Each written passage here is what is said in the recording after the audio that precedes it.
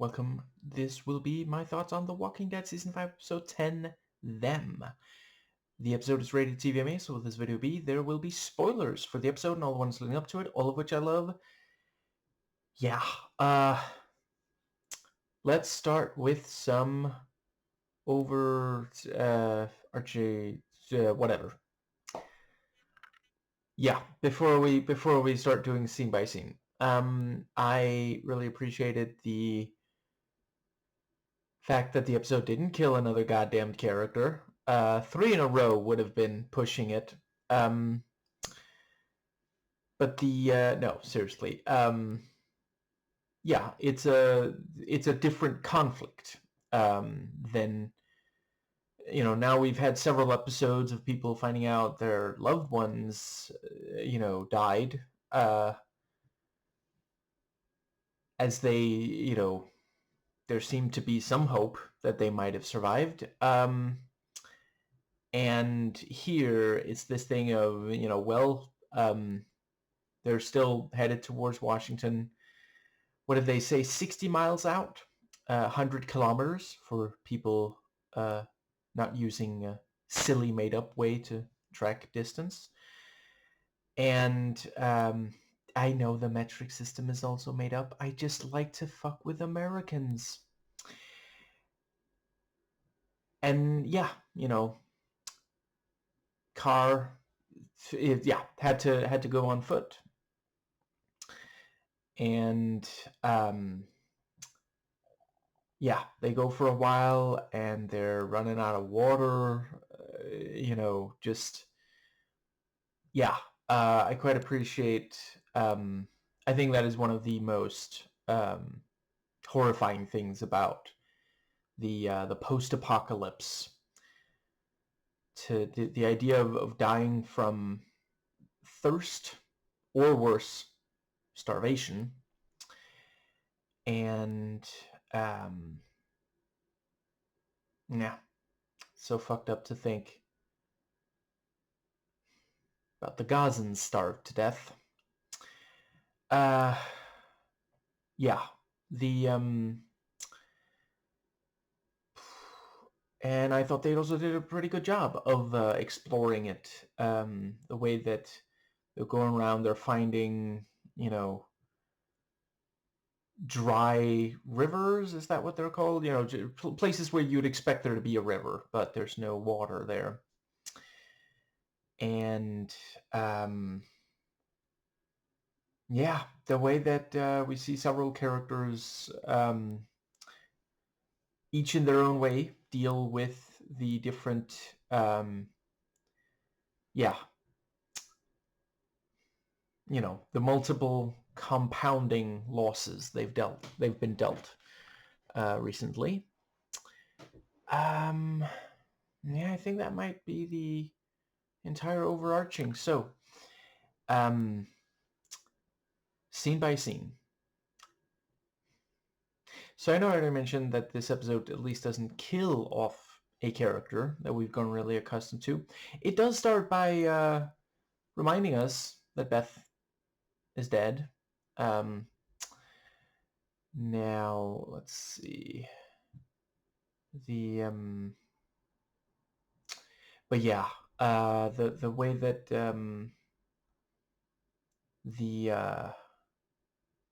let's see. So they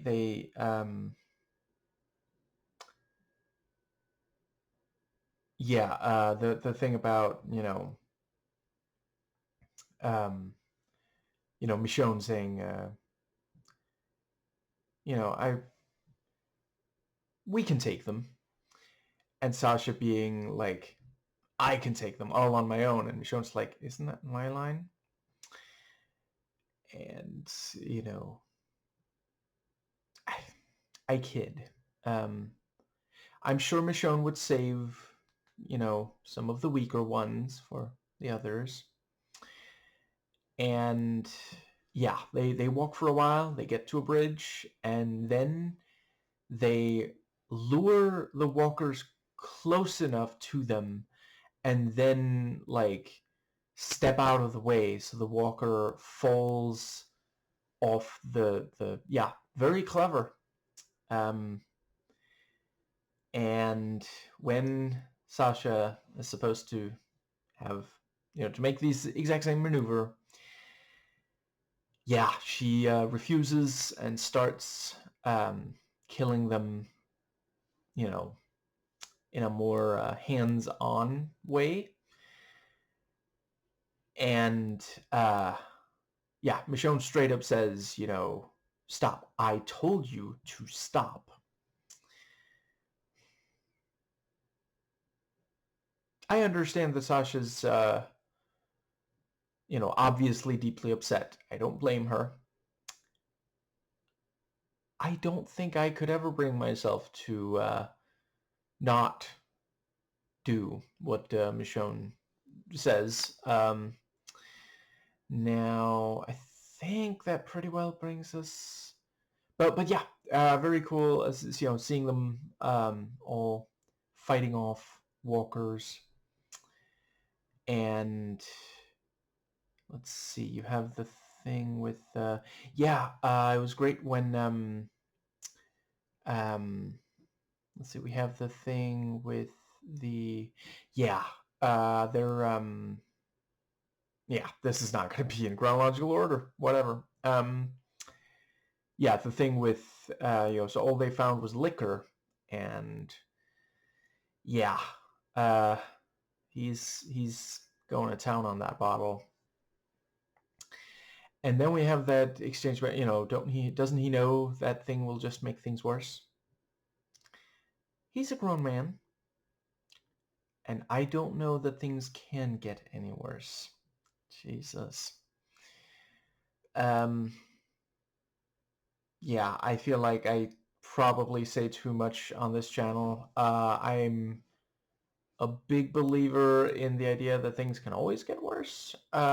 If you don't think they can, you're not thinking creatively enough.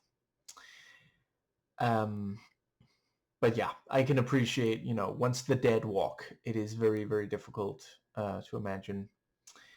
Right, I completely forgot to mention. So yeah, for those, some of you might have noticed, usually I don't do 2 episodes of the exact same show 2 days in a row. Star Wars Visions Season 3, I want to say, is coming up. I think it is 1 week from now, so I am gonna, it's not gonna be Walking Dead every single day until then, but, that, or, there's always gonna be a movie this week and a video game next week. But yeah, if everything works out, I should be able to do a video per day on some horror media until let's see, is it gonna be the entire rest of the month? More or less, I guess, at least. Yeah, finishing off Halloween month strong. We are getting dangerously close to me having 666 subscribers, so that's yeah, don't think it's gonna happen by Halloween, but that would be cool. Yeah, back to the show. So yeah, the thing about, Sasha points out, don't if you keep drinking that, or don't drinking that's only gonna make things worse. And he retorts, because I guess he's a mean drunk, don't you know that the way you're acting, you're going to make everything worse? Which, I mean, okay, fair enough. I don't completely disagree that she's fucking shit up for them. And yeah, let's see. We have the thing with, I think that's when Gabriel goes up and talks to Maggie. And, yeah, you have the thing about hair shirts. So that's what that is. I don't know why I never bothered to fucking Google it, but I remember hearing hair shirts mentioned in like a Bare Naked Lady song like 20 fucking years ago, and I was like, what the fuck is a hair shirt? Yeah. Um and yeah, he says, I'm here if you need to talk. And she tells him, you were supposed to save your flock, weren't you? Well, you failed at that, didn't you? Stop pretending like that didn't happen. So we went from Holy Father to holy shit, Father. That's yeah, but I mean, I can appreciate, you know, I mean, in her mind, she's like, you know, the you know, her. I realize everybody's got dead people, but her dead people, you know, it wasn't because she failed to, you know, yeah, because she wouldn't let them in while they were, you know, yeah, being attacked by zombies. And yeah, we have the part where Glenn offers her some water and she refuses, and then he asks, maybe you could talk to me then, you know, and I do really appreciate him trying to, you know, yeah, because it is important that she talk about this. And yeah, she explains, I mean, she wasn't expecting to be reunited with Beth really, but then hearing that Beth is still alive and then hearing, okay, now she's dead. We double checked. Thankfully not by double tapping. Um yeah, that's a lot. Um Right. IMDb trivia notes. This episode opens with Maggie crying, and the episode Slabtown opened with Beth. Uh, yeah, it's, you know, similar situation for different reasons. And I think that brings us to so yeah, they um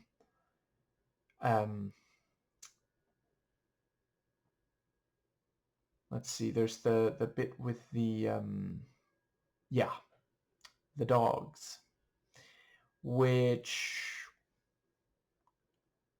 I swear I'm not gonna like think too hard about this, but I can't help but wonder if that means there's people nearby, because dogs tend to be near people unless they're like feral or the like. And yeah, um, Sasha's insistence on using violence um, does work out well there, because it's like, yeah, you know, if nobody knew quite how to react, and if like one of them had like tried to attack with a melee weapon, you know, dogs are really really fast, so that might not have gone well. And if someone had fired a unsilenced gun, that would have drawn walkers. So yeah, good job. And I think that does pretty well bring us to the, let's see, what was the next thing? Yeah, and then, you know, so yeah, it takes a lot to get me on board with any kind of violence against a dog. It'll never happen in real life. Yeah, not under any circumstances. But in media, some of the Commandos games got me there because those Nazi dogs are very yeah. You gotta watch out for those. It happened in Splinter Cell Blacklist. Same, also intense dogs, and it happened here. And I do appreciate them eating the dogs. They're eating the pets, and yeah, I would definitely have to be starving to eat dog. I'm not judging people who do. I'm not saying that. Just as a personal thing. Um, and I'm sure, I mean, if I had grown up in a culture that did sometimes eat dogs, I'd be more, yeah. Uh, shit. Okay, at this point, I gotta plug. I'm a little worried. I've been plugging too many videos recently, but I just gotta. Cheyenne Lin did a fantastic video on the idea of, um, I forget what the video is called, but the idea of, do Chinese people eat dogs? Um, so glad that I give, because yeah, like when I was a kid, I didn't know. I just heard that rumor as well. I've never encountered someone and then said, "Hey, do you eat dog?" But it's still obviously a very harmful stereotype. Yeah, I think. Yeah, and then Gabriel removes the. You know, I actually have no fucking clue. Fuck that thing's called, but the white thing that tells people that he's a priest. Throws that on the fire. Well, nice going, Maggie. Now, if you run into a bunch of vampires, someone's going to have to give him a pep talk before he can bless any holy water. Maybe you should stock up on silver. I know silver bullets is for werewolves, but I feel like there's something about vampires and silver. But yeah. Let's see. It's not terribly long after that. Yeah. Then we have Daryl and Carol. Still a great duo, not just because of their names. Yeah.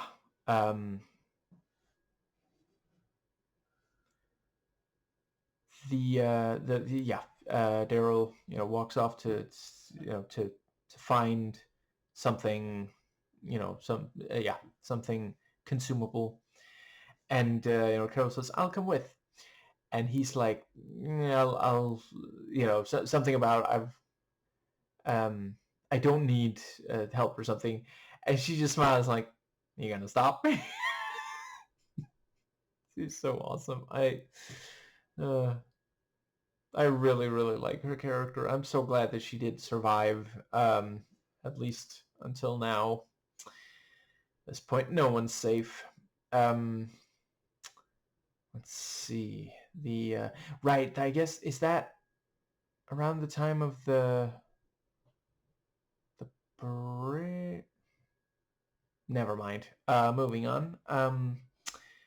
But yeah.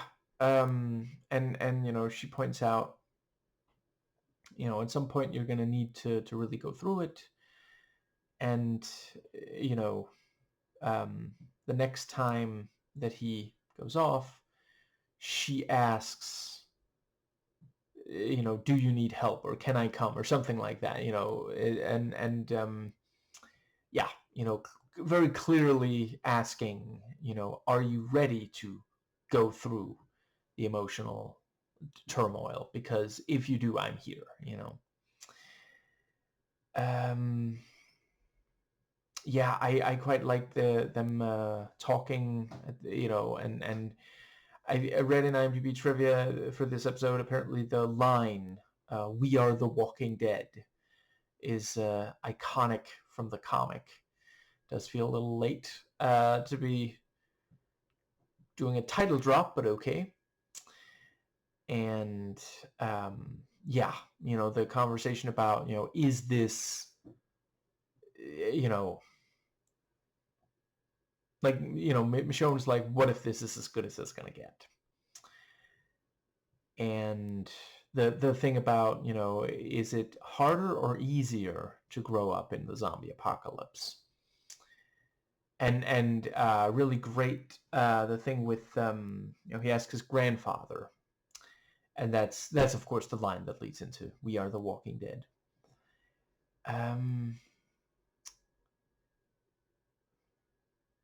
But yeah, he explains, I asked him if he killed any Germans in the war, and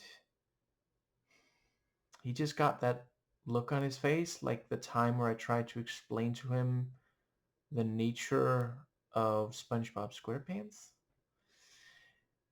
And the whole monologue about his grandfather was apparently something Andrew Lincoln, he felt he could really relate to the character there. Yeah, they find the water, which I'm guessing came from Aaron that we meet at the end. That's apparently Ross Marquand, who I know because if an MCU villain actor is like, you can take that return role and shove it up your ass. I'm pretty sure they don't say it exactly like that, but and to be clear, I don't blame them. Some of the MCU villains are ridiculously underwritten. But when an actor refuses to play an MCU villain that they've previously played, Ross Marquand does the voice and sometimes also the physical acting, though so far it's mostly been voice.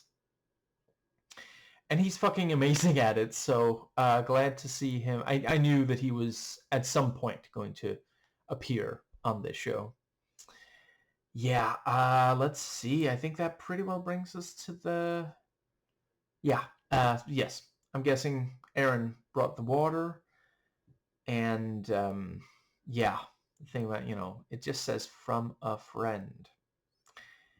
I mean, we don't know who it is. That is a lot of water. So that's, yeah, it's a very alluring, yeah. It's the equivalent of a siren song. And Eugene, that's again very, yeah, he realizes that literally no one else is going to try that water, so he just goes, well, quality control, just tries to drink some, does get a tiny bit, that also felt, I mentioned in earlier videos on the show, I think he's meant to be on the spectrum, and that definitely did read as someone who's perhaps autistic. And I say that with love. I've met dozens of wonderful autistic people. They are not inherently lesser. And I think, does that pretty well bring us to the... Yeah. Right after, it starts to rain. And Gabriel is like, "Forgive me, God," which I guess, does he think that it's gonna like keep raining so much they're gonna need an ark, or I just. And yeah, I like that several of them like literally lay down and just like let it, come, let the rain land all over them, and Carl and Eugene both like try to catch some in their mouth, like stick their tongues out and such. And then they hear a unmistakable and very off-putting sound. The sound that denotes that nearby there is a Democrat-run weather machine. No, Marjorie Taylor Greene, I don't think we are not going to hand it to you just because you were finally right about one fucking thing. Too little, too late, and broken clock. Yeah. Seriously though, they hear thunder, and it's as the song says, thunderbolt and lightning, very, very frightening to me. And it is true that you really don't want to be out amongst that many trees, soaking wet, when there is a thunderstorm. So yeah. And Daryl tells them about the barn, that he had a smoke cry self-harm with cigarette moment with. Yeah, that's, I really feel like several of them are coming apart at the seams. So really nicely done there. And the so they hide, and they are all secret sweetheart, secret Santa, almost.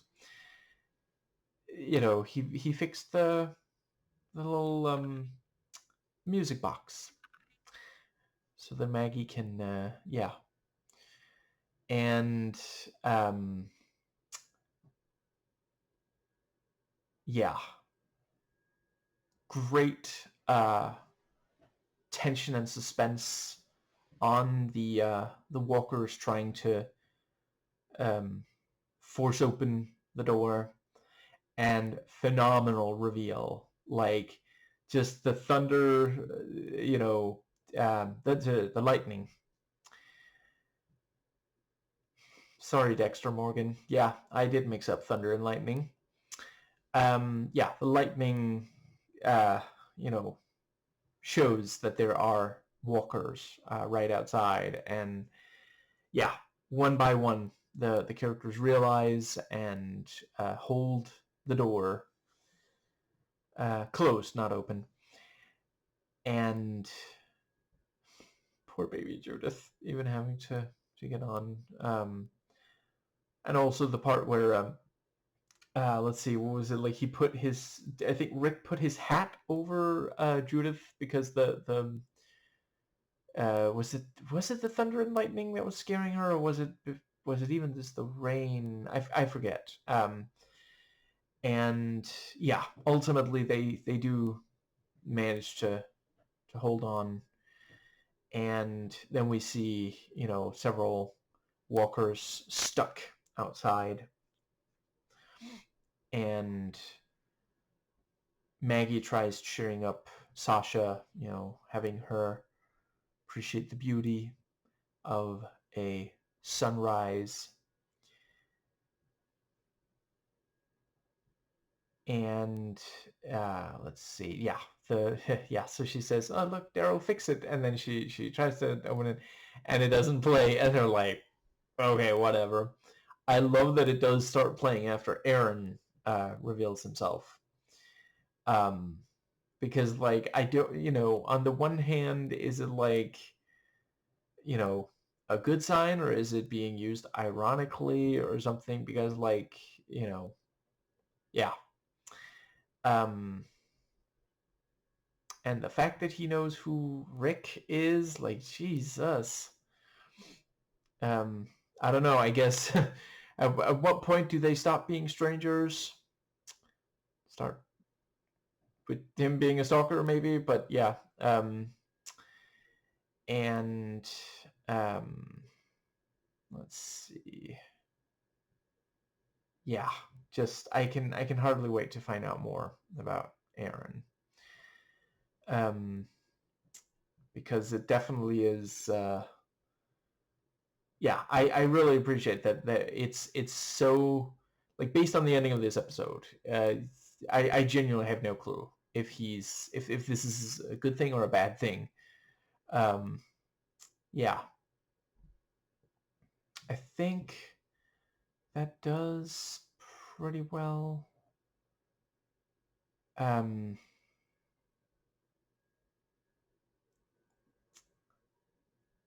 Yeah, I okay, I'm just gonna run through it in my head real quick.